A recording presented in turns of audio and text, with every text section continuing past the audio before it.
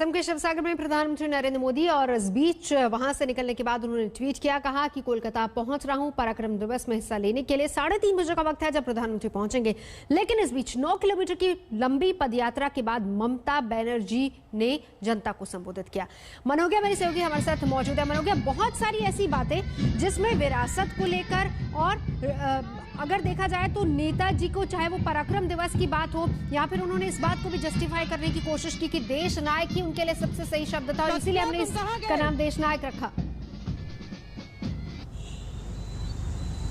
देखिए, सीधा वार था ये। इससे पहले उन्होंने जितनी बार भी वार किया है, इसमें कभी भी शब्दों पे कभी इन्होंने कोई हल्का नहीं रखा। आज मुख्यमंत्री ममता बनर्जी ने शब्द साफ कह दिया, जब परिवार से, परिजन से, बंगाल से ही बात नहीं की तो बंगाल के ही नायक का नाम महापराक्रम दिवस के नाम से क्यों मनाया जा रहा है। पहला वार ये। दूसरा वार ये कि जब बंगाल की बात हो रही है तो कोलकाता को एक राजधानी क्यों न बना दिया जाए। देश में 4 राजधानियों की बात कह दी। इन सब के बीच में ममता बनर्जी ने यह भी साफ कर दिया कि चुनाव के समय जब दिल्ली से लोग आते हैं तो उन्हें बंगाल के नेताओं की और बंगाल के मनीषियों की याद आती है, बाकी समय कहां चले जाते हैं। लेकिन अगर बंगाल में आकर नेताजी को याद किया जा रहा है, नेताजी की बातों को दोहराया जा रहा है, तो कम से कम नेताजी द्वारा बनाए गए प्लानिंग कमीशन को रद्द क्यों किया गया। ऐसे कई बड़े सवाल जो ममता बनर्जी ने किए, अपने ही अंदाज में किए, तल्ख अंदाज में। ये सवाल पहली बार नहीं है जो उन्होंने सवाल उठाए हैं। इसमें राजनीति भी छुपी है। उन्होंने बखूबी पता है कि रास्तों पर चलकर वो फिर से एक बार लोगों के अंदर उनकी भावनाओं को उजागर तो करेंगी, लेकिन उसके साथ साथ उल्लास भी पैदा कर देंगी। ममता बनर्जी एक स्ट्रीट फाइटर रही हैं, लेकिन ये पहला मौका नहीं है जब वो सड़कों पर इस तरह से चली हैं। हालांकि पहला मौका है जब एक जगह से, यानी कि एक मूर्ति से दूसरी मूर्ति तक आई हैं। ये अपने आप में संदेश है। ये पूरा जो वाकया हुआ आज, जो उन्होंने पूरा जो 10 किलोमीटर के आसपास का ये पूरा रास्ता तय किया, नेताजी से शुरू हुआ और नेताजी पर ही खत्म हुआ है।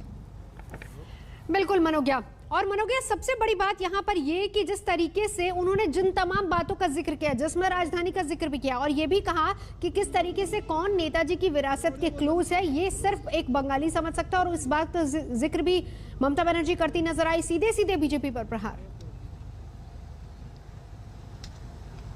बिल्कुल, जातिवाद की बात कह लीजिए या बंगाल की बात कह लीजिए, उन्होंने हर बार ये कहा है कि जो बाहर से आ रहे हैं वो बाहरी हैं। हालांकि इस पे सवाल कई उठे हैं कि अगर प्रधानमंत्री इंदिरा गांधी पहले आती थी, जब वो कांग्रेस में थी, तो क्या वो बाहरी हो जाती थी, क्योंकि तब खुद मुख्यमंत्री ममता बनर्जी तत्कालीन कांग्रेस के नेता हुआ करती थी।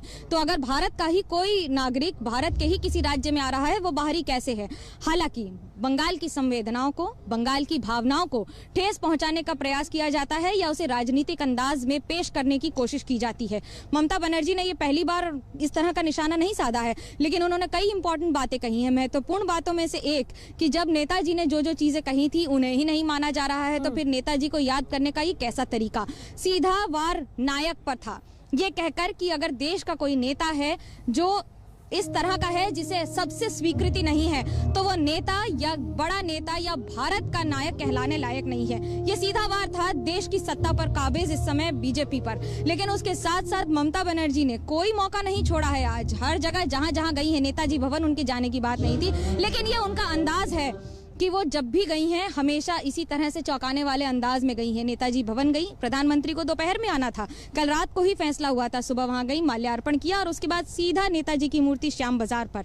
दरअसल बात श्याम बाजार से लेकर रेड रोड तक की नहीं है, बात है कि इससे संदेश क्या दिया जा रहा है। रास्तों पर चलकर जनता की भीड़ और भीड़ से ही भीड़ आकर्षित करने का प्रयास, जनता में रहकर, जनता के बीच रहकर जनता को ही संदेश देने की कोशिश। बिल्कुल, मनोज्ञा रही है हमारे साथ। मनोज्ञा लेवाल हमारे सहयोगी लगातार हमारे साथ जुड़ी है। फिलहाल यहाँ रुकेंगे एक ब्रेक के लिए। आज तक पर खबरों का सिलसिला लगातार जारी है, देखते रहिए।